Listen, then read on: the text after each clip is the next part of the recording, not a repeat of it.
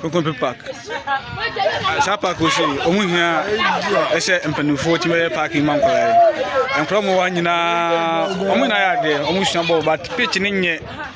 Nti be se MP na se no o wa ha se no be se artificial turf no do so Ghana but kun Katamaso district de ebi ni ha ayam kwala mo san wa nyina wo nyina ye training omu ya de wo no ball emi aduma free next week no omo bo nyina ni na ba kira manfo na amanfo mu se de enema esi eko because enkla wo na dachi no omo tuma be blaster players e de ama ebibo has ebibo kotoko ebibo other teams aka enti ye be sere sa ban no esi no mo mehwe sa park we titu park we no omo try se omo we no bibia fa artificial turf kra ye ukokuma se abu bebre ho but oba this impatamu ase na unhu bi wa ha sei sati ase ti ye be sere aban no o hwe sa adwuma de so betun so I like betun so follow no wa share na atimi akoduru empanifo no ye be sere Joti MP na wo sa constituency ase no se sa pitch we se no boa enkola wa ha sei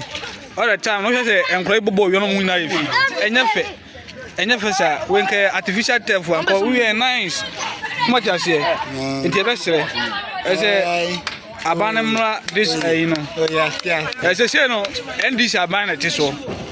inu say sa this constituency we say na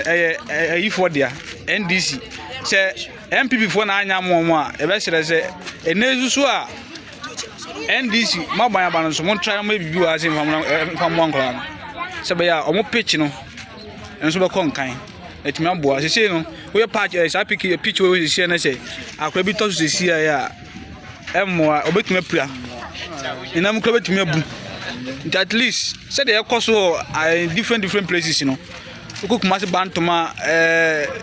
ahojuni adade na bibire abu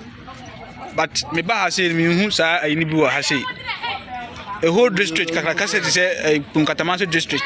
ye hu sa na manema bi wa ha say ke be sere aban no ukokun so the same thing park da wanya enya papa man say important was your pitch me no wa ha say pon ana Kokompe de no ke be sere say aban no emeye mwa na enkola ya omotwa ha she nyina no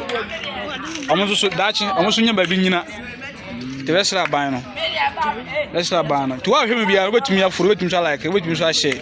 e de amaye no wa tag MP ni so Joti me ametra say adabia oba run bia ametra say me meet no na me dis ayi so asa tunanim